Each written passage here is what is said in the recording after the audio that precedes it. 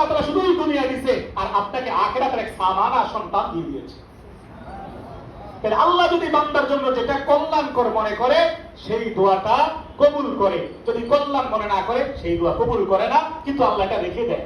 কি করে?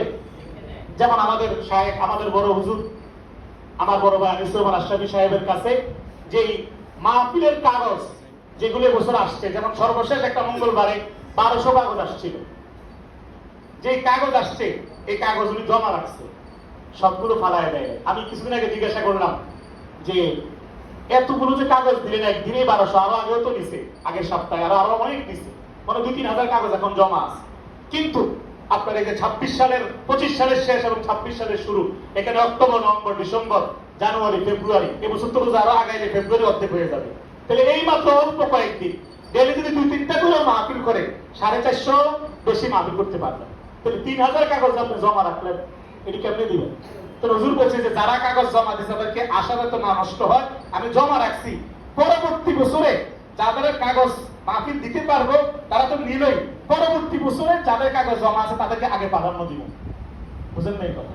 ঠিক এমনি ভাবে আমি কি জন্য বললাম, আল্লাহ রাব্বুল আলামিনের কাছে বান্দার প্রতিটা দোয়া জমা হয়, আল্লাহ হয়তো সাথে সাথে দেয় অথবা দেয় না আল্লাহ, তবে এটা জমা রাখে কাগজটা, দোয়ার কথাগুলো আল্লাহ রাখে।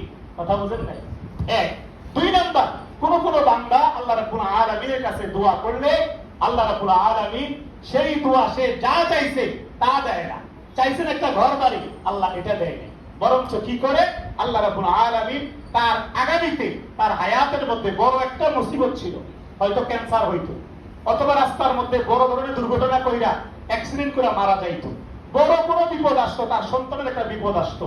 কোন কোন বান্দার ক্ষেত্রে বান্দার সরাসরি আব্দুল আল্লাহ গ্রহণ না করে একটা মুসিবত অগ্রিম, বান্দা খবরও থাকে না, এটা কেটে দেয়।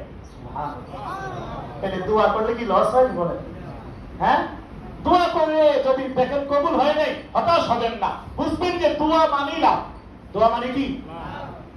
3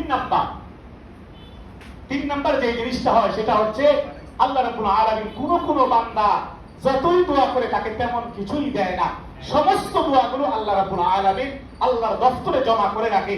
কিয়ামতের ময়দানে বান্দা যখন ছটফট করবে তার গুনাহ নিয়া, তার বদ আমল নিয়া অস্থির হয়ে থাকবে, আল্লাহ রাব্বুল আলামিন সেদিন কোন কোন বান্দাকে দয়া করে দুনিয়ায় যে সে অনেক কিছু চাইছিল কিছুই পায় নাই, আল্লাহ সেই দোয়াগুলোকে একসাথ করে বান্দাকে বলবে, যাও ওই দুনিয়ায় দেই নাই, আজকে তোমাকে জান্নাতটা দিয়ে দিলাম।